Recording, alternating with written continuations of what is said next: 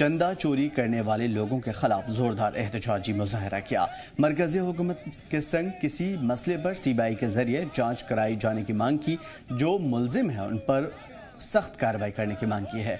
Movement कल से जुड़े हुए लोगों ने कहा है कि जिस तरह से सभी के इस वक्त जिन लोगों का नाम शामिल है उनकी गिरफ्तारी हो और असली जो कसूरवार हैं उनके खिलाफ कार्रवाई हो। उनके साथ साथ सारे लोग जो इस चंदा चोरी में शामिल हैं, मुलविस हैं, ऐसे में कई बड़े ऑफिसर्स और बड़े चेहरे या नाम हैं, उनको भी सामने लाया जाए। अगर इस मसले की सही तरीके से सीबीआई जांच करवाई जाएगी तो यकीनन ये पूरा का पूरा मामला सामने आएगा। संगठन मंत्री मूवमेंट कल की आज हम सब सदस्य जहां इकट्ठे होकर जो अयोध्या के अंदर चिरावा चोरी हुई है उसके खिलाफ विरोध प्रदर्शन कर रहे हैं और अपनी रिजेंटमेंट जो है वो शो कर रहे हैं। हम चाहेंगे जो सिट का गठन हुआ है वो पर्याप्त नहीं है। केंद्र सरकार सीबीआई की जांच करे और जो दोषी हैं उनके ऊपर सख्त कार्रवाई की जाए, क्योंकि जो सिट का गठन हुआ उसमें चंद लोगों के ऊपर 8 लोगों के ऊपर कार्रवाई हुई है, उनके नाम सामने आ रहे हैं, लेकिन वो नाम ऐसे नहीं आ रहे। उन्होंने जो चिरावा चोरी की है किसी बड़े अधिकारी का संरक्षण प्राप्त था और वो बड़े 4-5 साल से यही काम कर रहे थे। उधर जिला कांग्रेस कमेटी उधमपुर के जरिए स्टूडेंट की गूंज थीम पर एक अहम प्रेस कॉन्फ्रेंस की गई, जिसमें नीट एग्जामिनेशन सिस्टम और सेंट्रल और स्टेट गवर्नमेंट की मुख्तलिफ एजेंसियों के जरिए मुनक़िद दीगर कॉम्पिटिशन एग्जाम में जो भी गड़बड़ियाँ सामने आई है उसके ऊपर बातचीत हुई। बड़ी बेकायदगियों और नाकामियों पर मरकज़ी हुकूमत के खिलाफ काफ़ी नाराज़गी भी व्यक्त की गई। जिला कांग्रेस कमेटी के जिला सदर सुमित मंगोत्रा ने कहा कि सरकार नौजवानों के साथ खिलवाड़ कर रही है। अगर स्टूडेंट की मांग है कि एजुकेशन मिनिस्टर अपने ओहदे से इस्तीफा दें, पर सरकार इस पर चुप्पी साधे हुए है, जो कि गलत है। देखिए, आज जिला कांग्रेस कमेटी की तरफ से उधमपुर में जो प्रेस वार्ता आयोजित की गई है, जैसा कि पूरा देश देख रहा है, जो नीट के एग्जाम को लेके हमारे जो शिक्षा मंत्री हैं और जो नीट के एग्जाम का जो घोटाला हुआ है उसको लेके आपने देखा कि राजस्थान के कोटा में हमारे माननीय नेता एलओपी श्री राहुल गांधी जी द्वारा जिस तरह से छात्रों को उनको समझाया गया कि हमारे देश का शिक्षा तंत्र किस तरह से एक माफिया बन चुका है। इससे पहले मैं बताना चाहता हूं कि आज की इस प्रेस वार्ता में हमारे जिला कांग्रेस कमेटी की सीनियर लीडरशिप, जिनमें सीनियर लीडर अनिल पचियाला जी, शशि मनहास जी जो सीनियर लीडर भी हैं, सरपंच भी रह चुके हैं और पूर्व जिला यूथ कांग्रेस के अध्यक्ष भी रह चुके हैं, सीनियर लीडर गुंजाल सिंह जी हमारे साथ, सरपंच व ब्लॉक प्रेसिडेंट हंसराज ठाकुर जी हमारे साथ, क्योंकि ये जो एनएसयूआई व यूथ कांग्रेस इसमें भागीदारी है इस विषय में। इस मौके पे हमारे साथ जिला अध्यक्ष एनएसयूआई के शिवम शर्मा जी, यूथ कांग्रेस के वर्किंग प्रेसिडेंट जिला के ठाकुर बलवान सिंह जी, हमारे उधमपुर वेस्ट असेंबली के यूथ प्रेसिडेंट अभिनव जी। उधर डिस्ट्रिक्ट कांग्रेस कमेटी डोडा ने आज डोडा जिला हेडक्वार्टर में छात्रों की गूंज मुहिम की शुरुआत की और इस मौके पर डीडीसी सदर जावेद लोन ने प्रेस कॉन्फ्रेंस की और मुहिम के मकसद के बारे में जानकारी भी दी। फिलहाल जावेद लोन ने जानकारी दी कि इस प्रोग्राम में जो भी लोग इसमें शामिल हुए थे, ख़ास तौर पर जो तलबा की परेशानियां हैं, छात्रों की जो परेशानियां हैं उसको उजागर किया गया। उन्होंने कहा कि इस मुहिम का मकसद है स्टूडेंट की परेशानी को सरकार तक पहुंचाना और एजुकेशन और रिक्रूटमेंट सिस्टम में सुधार लाना। उन्होंने मांग की है कि इम्तिहान यानी एग्जामिनेशन पूरी तरीके से शफाफ हो, साफ हो, साथ पेपर लीक के मामलों पर पूरी तरीके से लगाम लगे। उन्होंने मांग की है कि सभी इम्तिहानात और सरकारी भर्तियों का सालाना कैलेंडर भी जारी किया जाए ताकि स्टूडेंट और नौकरियों की तलाश कर रहे नौजवानों को वक्त पर इसकी जानकारी मिले। प्रोग्राम के आखिर में स्टूडेंट से इस मुहिम में बढ़ चढ़ कर हिस्सा लेने की अपील की गई है और साथ में इस प्रोग्राम के अंदर भी काफ़ी बड़ी तादाद में नौजवान नजर आए। कि देश में छात्रों की तरफ से सरकार जो गूंगी बहरी सरकार है उसके कान तक ये आवाज पहुंच जाए कि जो छात्रों की आज की दिशा है वो बहुत खराब है। एग्जाम्स नहीं हो पा रहे। एक नीट का एग्जाम हुआ, जो एजेंसी एक प्राइवेट एजेंसी है एनटीए गवर्नमेंट ऑफ इंडिया ने बनाई, उसको इसकी जिम्मेवारी दी और एनटीए ने पेपर लीक करवा दिए। और इसके पीछे जो मेन कल्प्रिट है वो धर्मेंद्र प्रधान हमारे देश के शिक्षा मंत्री हैं। इतना टाइम हो गया, 1 महीना होने को आया है, 30 से ज्यादा बच्चों ने सुसाइड कर दिया है, फिर भी धर्मेंद्र प्रधान जो है उनके कान में जूं तक नहीं रेंगी और उन्होंने अभी तक रिजाइन नहीं किया है। और जैसे राहुल जी ने कहा और हमारी सेंट्रल लीडरशिप ने भी ये मैसेज दिया है कि पूरे देश भर में एक छात्र संग्राम होगा, एक छात्रों की जो गूंज है वो गूंजेगी और हमारे 3 ही डिमांड्स हैं जिस पे हम काम करेंगे और जिस पे एक अभियान की शुरुआत होने जा रही है जो कोटा से राहुल जी ने शुरू कर दी है। और उस पे 3 डिमांड्स हैं हमारी। पहला तो जो एग्जाम सिस्टम और जो रिक्रूटमेंट सिस्टम है जो बिल्कुल खत्म हो चुका है, जिसकी दुर्दशा हो गई है, उसको रीअसेस करके रिपेयर करने की जरूरत है। और दूसरी डिमांड ये है कि जो आज तक पेपर लीक्स हुए हैं, चाहे वो एंट्रेंस एग्जाम हो, नीट हो, CUET हो, बाकी रिक्रूटमेंट के एग्जाम हो, उनमें जो भी पेपर लीक्स हुए हैं उनमें अकाउंटेबिलिटी सेट करने की जरूरत है। और उसके लिए सबसे पहला स्टेप ये रहेगा कि धर्मेंद्र प्रधान जी जो हमारे शिक्षा मंत्री हैं देश के, वो रिजाइन करें।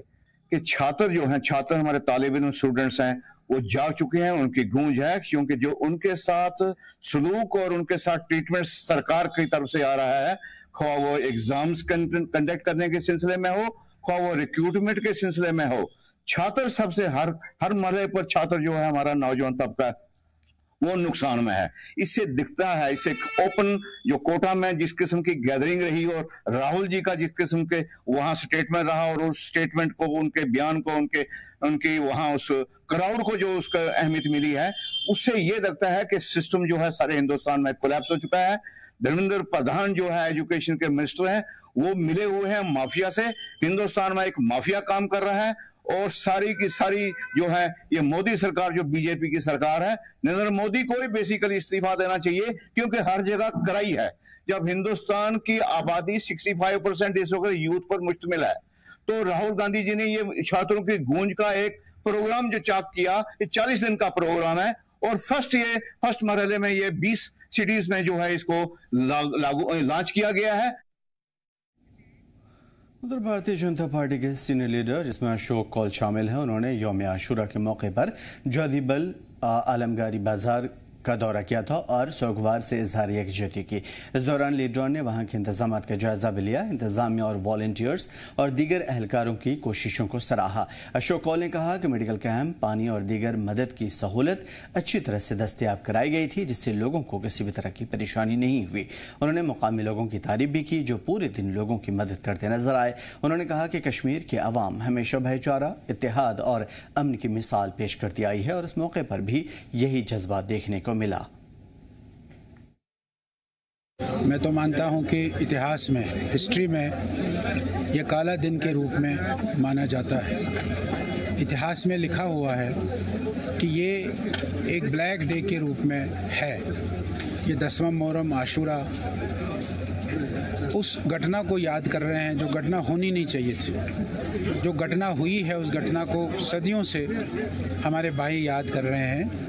हम उस घटना को केवल याद नहीं कर रहे हैं, उसका मातम भी मना रहे हैं। उस मातम में हम भी शामिल होने के लिए तो सबका साथ सबका विकास जब वो कहते हैं, तो उस दृष्टि से हम सब एक ही है और हम एक दूसरे का साथ दें। उसी एक दूसरे के साथ देने के लिए हम भी आज यहाँ आए हैं और आज अपने लोगों के साथ उस गम में शामिल होने के लिए हम भी यहाँ आए हैं। यही हमारे आने का मकसद है।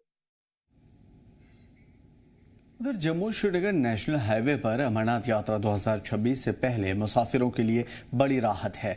810 मीटर लंबा नया मागरकोट रामसू वायाडक्ट अब ट्रैफिक के लिए खोल दिया गया है और इसने पुल के शुरू होने से मगरकोट और रामसू के बीच में सफर पहले से ज्यादा आसान और महफूज होगा। इससे पहले इस रूट पर अक्सर जाम और आवाजाही रुकावट का सबब बनती थी, जरिया बनती थी। अफसरान का कहना है कि अमरनाथ यात्रा के दौरान इस वायाडक्ट से अकीदतमंद भरोसेमंद सिक्योरिटी फोर्सेस, एम्बुलेंस और ज़रूरी सामान की आवाजाही आसान हो जाएगी।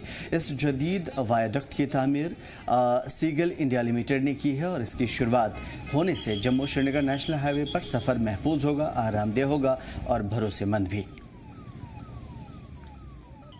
2022 में यहाँ पे Ceigall India limited construction company जो काम करती है, उन्होंने इस फ्लाईओवर का यहाँ पे काम शुरू किया था।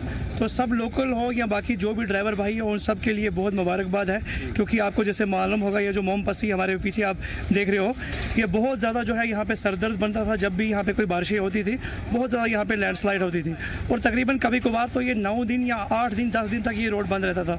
लेकिन इस फ्लाईओवर की वजह से अब बहुत ज़्यादा जो है आसाइश हो गई है और अगर चाहे जितनी भी अब बारिश होती है, जो कुछ भी होगा, अब ये जो है कोई भी उससे प्रॉब्लम नहीं है और लोग जो है आराम से अपना सफ़र कर सकते हैं। जी, हम आ रहे थे, ये वाला हमें पुल आज खुला मिला, इससे हमारा बहुत रूट जल्दी हो गया, हम बहुत टाइम बचा हमारा इससे। तो हम शुक्रिया करते हैं कश्मीर सरकार का जो ये पुल बनाया और हम ट्रैवलर्स के लिए वो सोचा उन्होंने। ये सीगल इंडिया बना रही है, तो हम ICT से हैं, तो नेशनल हाईवे अथॉरिटी द्वारा ये 2021 में यहाँ पे company Seagull India private limited आ गई थी, तो 21 से इसका काम शुरू हो गया था। तो उसके बेसिकली कॉस्ट थी इसकी 369 करोड़ रुपीस। तो अभी हमने ये वाइडेट 1 थ्रू किया है। बेसिकली यहाँ पे आपको देख सकते हो मोमपसी थी, यहाँ पे बहुत ट्रैफिक लगता था, तो इसको बाईपास कर दिया। अब मतलब अगर कोई भी बारिश में ये कनेक्टिविटी पूरे 12 महीने रहेगी श्रीनगर के लिए। जम्मू श्रीनगर कौमी शाहरा रामंद और बनिहाल के एरिया में मैक्सिमम काम जो है वो हो चुका है। आज मगरकूट के मुकाम पर जो है सीगल इंडिया की तरफ से 810 मीटर का एक फ्लाईओवर जो है वक्फ किया लोगों के नाम। अमरनाथ यात्रा से पहले जो है इस 810 मीटर का फ्लाईओवर जो है यहाँ पे आज इजाज़त दी गई है ट्रैफिक को कि जो ट्रैफिक जम्मू से कश्मीर की तरफ जाएगा उसे आज इजाज़त मिल गई इस फ्लाईओवर के ऊपर चलने की। हालांकि 1-2 जगह और बकाया है। जो ऑफिशियल्स है उन्होंने बताया कि 10-15 दिन के बाद जो है और एक पोर्शन जो है वो वहां पे ट्रैफिक को चलने की इजाजत मिलेगी। मगरकूट से लेकर कश्तवाड़ी पत्थर तक जो सीगल इंडिया काम कर रहा है, जो ऑफिशियली ने बताया कि 1 साल के अंदर जो है पूरा काम कंप्लीट किया जाएगा। मैं खुर्शीद अहमद, जी मीडिया के लिए, रामंद बनिहाल, NH44 से। उधर चकनरवा के लोगों ने गांव की खराब सड़कों और रास्तों को लेकर के शदीद तशवीश का इजहार किया है। उनका कहना है कि टूटी फूटी सड़कें, रास्ते स्कूल जाने वाले बच्चे और मरीजों के लिए या आम आदमी के लिए भी बड़ी परेशानी का सबब है। गाँव वालों का कहना है कि उन्होंने कई बार इंतजामिया और मुतालिकीन अलग अलग महकमे से इस परेशानी को अवगत करवाया, उन्हें इन्फॉर्मेशन दी, जानकारी दी, लेकिन अब तक कोई ठोस कदम नहीं उठाया गया। उनका ये भी कहना है कि हल्की बारिश होते ही रास्तों पर पानी भर जाता है, जिससे लोगों का आना जाना काफ़ी मुश्किल हो जाता है। लोगों के मुताबिक बारिश के दिनों में बच्चे स्कूल नहीं जा पाते, जबकि बीमार और बुजुर्गों को अस्पताल पहुँचाने में या हेल्थ सेंटर तक ले जाने में काफ़ी दिक्कतें होती है। गाँव वालों ने जिला इंतजामिया और मुतालिका डिपार्टमेंट से मांग की है कि जल्द से जल्द सड़कों और रास्तों की मरम्मत की जाए, बेहतर किया जाए, ताकि लोगों को राहत मिले। देख सकते हैं यहाँ का रास्ता मतलब बहुत इसकी हालत जो है ख़राब है और यहाँ मतलब रोड की सुविधा वो भी नहीं है यहाँ लोगों के पास। और मतलब यहाँ मतलब बेसिक इलेक्ट्रिसिटी उसकी भी यहाँ प्रॉब्लम है। और बारिश होती है तो बच्चे स्कूल वगैरह किस तरीके बच्चे स्कूल जो मतलब बारिश में इनको मतलब 1 से 1.5 घंटा मतलब सुबह लगता है स्कूल जाने में। और जब बारिश होती है तो ज़्यादातर बच्चे तो घर में ही रुकते हैं, क्योंकि यहाँ से और रास्ता नहीं है और सुविधा नहीं है बच्चों को यहाँ से स्कूल जाने के लिए। कहना चाहिए इनके लिए ये कहना चाहते हैं कि यहाँ के लिए थोड़ी बच्चों के लिए सुविधा की जाए, रास्ता और रोड के लिए हम मांग करते हैं यहाँ के लिए। तो यहाँ रोड होना चाहिए, काफ़ी मुश्किलात होती है यहाँ पर। और यहाँ पर मतलब लोग भी मतलब अगर इनको कुछ अपना मकान शिकान बनाना होगा उसके लिए भी मतलब इनको लेबर जो है एक घर बनाने में जितना लेबर लगता है उतने में दूसरा घर यहाँ पर बन सकता है। तो यहाँ पर रोड की भी बहुत मतलब कमी है। इलाके के अंदर फुटपाथ की बात की जाए, 72 से 72 फुटपाथ हैं। इलेक्ट्रिसिटी का किस तरीके से फुकदान है, आपके बाएं तरफ किस तरीके से खंभों के ऊपर जो है बिजली के जो पोल होने चाहिए थे वो लकड़ी के पोल लगे हुए हैं और किस तरीके से तारें जो है उनके ऊपर लटकी हुई हैं। इसके अलावा जो एक और बड़ी प्रॉब्लम है वाटर सप्लाई स्कीम की, यहाँ जल जीवन मिशन के तहत बहुत सारे रिजर्वायर्स जो हैं वो बनाए गए थे, लेकिन इस पूरे इलाके में जो है जो मैक्सिमम पानी का है सोर्स वो पीछे से पानी नाले से आता है। हाँ, तो जैसे ही यहाँ बारिशें तेज़ बारिशें होती हैं तो बारिशों का जो पानी है नदी नालों से जो पानी डायरेक्टली आता है और वो रिजर्वेयर में जाता है और किस कदर जो है वो पोल्यूटेड वाटर जो है डायरेक्टली हाउस होल्ड्स के उन घरों में जाता है और वो पानी बिल्कुल भी पीने के लायक नहीं होता है। बुनियादी जो बेसिक फैसिलिटीज़ होनी चाहिए थी तो उनसे जो है इलाका बिल्कुल महरूम है। जहाँ दुनिया आज चांद क्या मार्स और वीनस पर जाने के जो है प्लान कर रही है और वहीं दूसरी तरफ जो है ये इलाका किस तरीके से बुनियादी सहूलियात से जूझ रहा है। यहाँ पे बहुत मुश्किलात है, स्कूली बच्चों को भी प्रॉब्लम है, अगर वो पढ़ेंगे तो किस तरीके से तालीम हासिल करेंगे, कोई रास्ता नहीं है। हम पहले ही मैंने कहा डिजिटल इंडिया की बात करते हैं, रोड कनेक्टिविटी नहीं है हमारे पास। बच्चे यहाँ से स्कूल जाएंगे 2-2.5 घंटे तो स्कूल तक जाने में लग जाता है। तो उसमें भी हमने ऑनरेबल एमएलए साहब से भी बात की कि कम से कम हमें रोड दिया जाए आस्तानपुरा के लिए और बिजली की जो हालत है इसको फौरी तौर जो है सुधार किया जाए। उधर बांडीपुरा नगर परिषद के वार्ड नंबर 6 और उसके साथ साथ निशात मोहल्ला यानी कि नवरीपुरा के लोगों ने एक दीवार को लेकर के शदीद तशवीश जाहिर की है। यहाँ एक रिटर्निंग वॉल यानी सहारा देने वाली एक दीवार है जो वक्त के साथ साथ कमज़ोर हो गई है।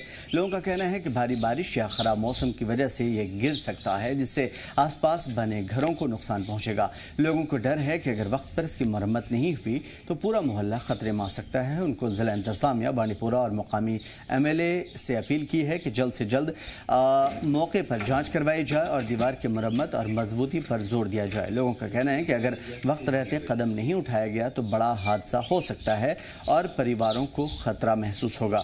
वैसे बता दें कि ये वो इलाके हैं जहां पे पहाड़ी पत्थरों से बड़े बड़े दीवार बनाए जाते हैं और उसके नीचे काफ़ी ढलानें होती है और अगर ये दीवारें गिरती हैं यानी ये मुआविन दीवार गिरती है तो न सिर्फ अपनी चपेट में घर को ले सकती हैं बल्कि आसपास रहने वाले लोग या मकान या जो भी रिहायशी लोग हैं उनको काफ़ी शदीद ख़तरा हो सकता है। अगर इसको जो अंदर से जो है ना वो खोखला हो गया, सारा दीवार तो निकल गया। नीचे 2 मकान है, यहाँ पर ये मुश्ताक अहमद मीर साहब का और ये गुलाम वजी मीर साहब का मकान है। ऊपर 2 मकान है, मेहराजुद्दीन खान और मेरा नाम फयाज अहमद शाह। 4 मकान है इसमें। ये चारों मकान ख़त्म हो जाएंगे। नीचे 2 मकान तो दब जाएंगे इसके और ऊपर वाले जो मकान है वो तो नीचे आ जाएंगे। हमारा तो कोई सहारा नहीं, तो फिर हम तो मर जाएंगे। हम तो बहुत बार गए हैं म्यूनसिपल वालों के पास, म्यूनसिपल कमेटी वालों के पास। उन्होंने बोला वो ला सारे कागजात लाए हैं, अभी तक 2-4 दरखास्त दिए हैं, आज तक पता नहीं चल रहा क्या हो गया है। तो ये मांग कर रहा हूँ कि ये दीवार बन जाएगी तो इससे हम 4 घर बच जाएंगे। अगर ये दीवार बन जाएगा तो हम 4 घर बच जाएंगे इससे।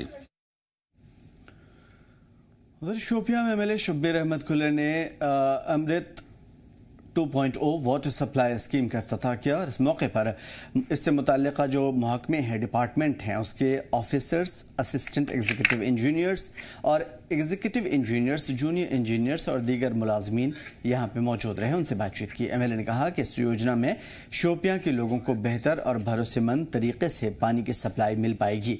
इससे शहर की बुनियादी सहूलतें मजबूत होंगी, बढ़ती आबादी को पानी मिलेगा। उन्होंने बताया कि इस योजना के तहत नई पाइपलाइन बिछाई गई है जिससे पूरे शहर में पानी की सप्लाई ज़्यादा ऑर्गेनाइज्ड और बेहतर तरीके से होगी। उन्होंने उम्मीद जताई है कि प्रोजेक्ट लोगों को बड़ी राहत देगा और हज़ारों लोगों को साफ पानी मिलेगा। मिल रहा है आजकल। उसके अलावा आगे भी जो हमें नई स्कीमें जो हम बाहर ऊपर से ला रहे हैं डिवीजन से, वो नया पानी जिसमें टर्बिटी यहाँ ना रास्ते में कोई खराबी न होगी, पूरी तरीके से अब उस पर काम हो रहा है। मेरे ख्याल में 15-20 दिन में ये भी हो जाएगा। तो वी आर वेंट अपॉन, हमें पूरी कोशिश करेंगे शोपियान को जो पानी की जो प्रॉब्लम थी, जो पानी का जो शिकायत थी कि ये साफ पानी नहीं रहा, इंशाल्लाह मेरे ख्याल में इस साल 2 महीनों में ये सब कुछ यहाँ शोपियान टाउन में हर किसी को अच्छा वाटर, गुड क्वालिटी का जो पीने का पानी वो मिलेगा। देखिए हमारा ये जो टीम है, ये जो मैं अभी इनसे बात कर रहा था, हमारे सहयोग था, हमारी टीम है पूरा शोपियान जो कॉन्स्टिट्यूंसी, उन्होंने इसको पूरी तरह से मेरे ख्याल में निखार के रख दिया। हर जगह आज कोई शिकायत नहीं है पीने के पानी की। उसमें चाहे केलर का सबसे जो रिमोट एरिया है वहाँ भी सब स्कीम आजकल फंक्शनल है, और जो रिश्तेदारी तक नीचे की गांव है, बाकी शोपियान है, सब जगह आजकल हमें कोई शिकायत नहीं मिलती कि पानी नहीं मिल रहा, पीने का पानी। और फुटबॉल वर्ल्ड कप में ग्रुप ए के आखिरी मुकाबले में इक्वाडोर ने शानदार वापसी की है और जर्मनी को 2-1 से हरा दिया है, नॉकआउट में जगह बनाई है, जबकि आइवरी कोस्ट ने खास तौर पे कुरासाओ को 2.0 से यानी कि 0 से हरा दिया है, 2 गोल किए और पहली बार वर्ल्ड कप के नॉकआउट में एंट्री की है। देखिए खबर। फुटबॉल वर्ल्ड कप में 26 जून को हुए ग्रुप ई के मुकाबले में दिलचस्प नतीजे देखने को मिले। कुरासाओ के खिलाफ आइवरी कोस्ट ने शानदार मुजाहिरा करते हुए मुकाबला 2-0 से अपने नाम किया। निकोलस पेपे के गोल ने आइवरी कोस्ट की जीत की कहानी लिखी और टीम ने 3 जरूरी पॉइंट हासिल किए। वहीं दूसरे मुकाबले में इक्वाडोर ने बड़ा उलटफेर करते हुए जर्मनी को 2-1 से मात दी। मुकाबला आखिरी तक रोमांच से भरा रहा और एम्यूलो का जरूरी गोल इक्वाडोर की जीत का सबसे बड़ा पल बना। ग्रुप ई में इन नतीजों ने साफ कर दिया कि टूर्नामेंट में कोई भी टीम हल्के में लेने वाली नहीं है। ये टीम मैच की पूरी तस्वीर बदल सकता है। और फुटबॉल वर्ल्ड कप में 27 जून को इराक और सेनेगल के बीच में होने वाले मुकाबले से पहले इराक की टीम ने अपनी तैयारियां तेज की हैं। दोनों ही टीमें अपनी शुरुआती मुकाबले हार चुकी हैं और इस मैच में दोनों टीमों को आमने सामने एक ज़बरदस्त चुनौती देखने को मिलेगी और लोग भी उत्साहित हैं कि आखिर ये टक्कर होगी तो जीत किसके पाले में जाएगी। इराक और सेनेगल के बीच वर्ल्ड कप का मुकाबला बस कुछ ही घंटे दूर है, लेकिन उससे पहले इराक की टीम ने तैयारी तेज कर दी है। वेस्ट वर्जीनिया की ग्रीन ब्रायर स्पोर्ट्स सेंटर में इराक की टीम जमकर पसीना बहा रही है। टीम अपना आखिरी ग्रुप मैच सेनेगल के खिलाफ खेलने जा रही है, जहां दोनों ही टीमें अब तक जीत की तलाश में है। पहले 2 मुकाबलों में शिकस्त के बाद इस मैच ने दोनों टीमों के सामने इज्जत बचाने की चुनौती है। खिलाड़ी फिटनेस और स्ट्रैटेजी पर खास ध्यान दे रहे हैं। अब देखना दिलचस्प होगा कि ये मुकाबला किस टीम के लिए राहत लेकर आता है। और फुटबॉल वर्ल्ड कप में पुर्तगाल की टीम अपने आखिरी ग्रुप मुकाबले से पहले पूरी तरीके से तैयार है। कोलंबिया से टक्कर देने से पहले रोनाल्डो का फॉर्म चर्चा में है। वहीं पेड्रो नेटो ने किसी भी राइवलरी से इनकार किया है। 28 जून को फ्लोरिडा में होने वाले मैच को लेकर पुर्तगाल की टीम कोलंबिया के खिलाफ मुकाबले से पहले मैदान पर पसीना बहा रही है। उज़्बेकिस्तान पर 5-0 की जीत के बाद टीम का आत्मविश्वास बढ़ा है। जहां कप्तान क्रिस्टियानो रोनाल्डो ने 2 गोल कर इतिहास रचते हुए 6 वर्ल्ड कप में गोल करने वाले पहले खिलाड़ी बने, नेटो ने साफ कहा है कि टीम का फोकस सिर्फ जीत पर है ताकि कोलंबिया को हराकर ग्रुप में टॉप किया जा सके। फिलहाल दोनों टीमें अगले दौर में पहुंच सकती है, लेकिन इस मुकाबले में ग्रुप टॉप करने की जंग दिलचस्प होगी। और अमेरिका में चल रहे फुटबॉल वर्ल्ड कप का जुनून अब खाने तक पहुंच चुका है। जॉर्जिया का एक बेकरी मालिक फुटबॉल थीम वाले खास केक बना करके लोगों का दिल जीत रहा है और लोग भी काफी पसंद कर रहे हैं। जॉर्जिया की लिथिया स्प्रिंग्स में स्थित सिंड्रेला केक्स बेकरी में इन दिनों वर्ल्ड कप का रंग देखने को मिल रहा है। यहां पर बेकरी में फुटबॉल थीम पर केक बना रहे हैं, जिसमें अलग अलग देशों के झंडे, फुटबॉल और ट्रॉफी को खास अंदाज में सजाया जाता है। वर्ल्ड कप के चलते बच्चों के बर्थडे से लेकर फैंस के सेलिब्रेशन तक हर जगह इन खास केक्स की डिमांड तेजी से बढ़ गई है। बेकरी ऑनर का कहना है कि हर कस्टमर अपने पसंदीदा टीम और थीम के मुताबिक केक कस्टमाइज करवाना चाहते हैं, जिससे ये केक किसी शो स्टॉपर से कम नहीं लगते। वर्ल्ड कप का ये जुनून सिर्फ मैदान तक ही नहीं बल्कि बिजनेस और रोजमर्रा की जिंदगी में भी साफ नजर आ रहा है।